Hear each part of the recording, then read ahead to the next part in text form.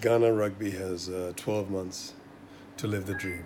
We enter into the Silver Cup um, full of hope, many challenges, and if we're realistic, to understand that it's going to be difficult, which is why we started the preparation 12 months in advance. Again, as I do every year, I reach out and I try and encourage everybody, every coach, to understand that you might be interested in the domestic league. It really is not important for me. What is important for me is whether players are being trained in terms of humility, discipline, plan, organization, respect, working with one another in a formation, in a format that makes rugby sense.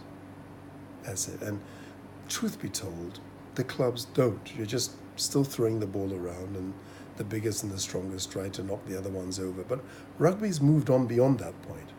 And that's what I look for. I get clips of every match, whether I'm at the stadium or not. I do understand the potential. And what I find interesting is that every statement I've made is exactly what Colin Osborne and Stewart have said in terms of the quality, caliber, and potential of the players. And those are things that I've argued with most of the people, players, and some of the would-be coaches in Ghana over a period of time. We're now in June. And I ask once again that the clubs understand that the way that they train their players is wrong. Every club. I'm sorry, every club.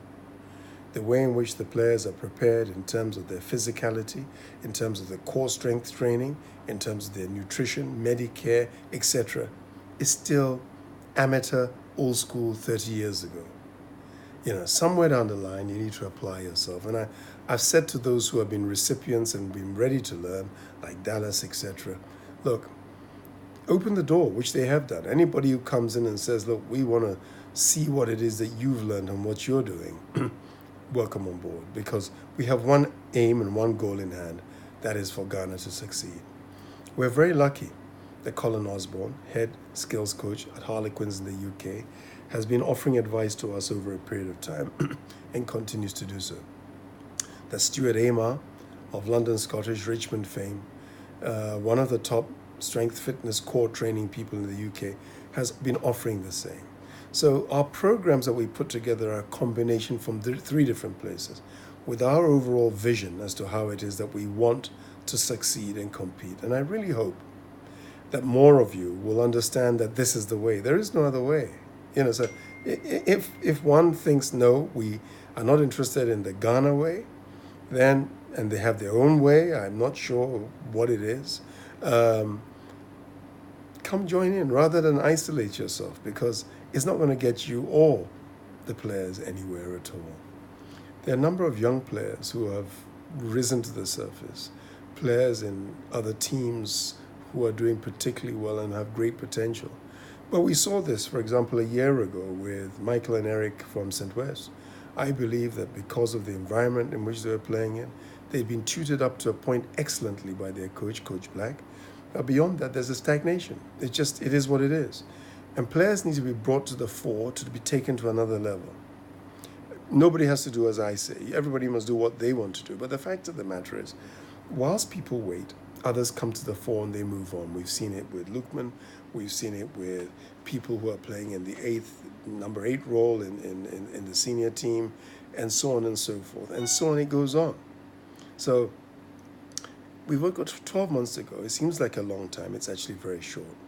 And we're working on and with players with specific injuries, players with great potential, and trying to get them mentally and physically into a state where we know that, this is how global rugby is meant to be, and that they're going to be competitive at the end of the day, which is competing for Ghana against teams who have much, much, much higher ranking than we do.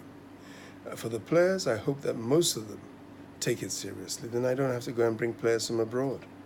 For me, the greatest joy we have is that we have this blend of Ghanaian players with just Ghanaian-based players with a sprinkling of a few Ghanaian players from outside. We're not like some countries bringing 90% of the players from Europe and quite a number from here.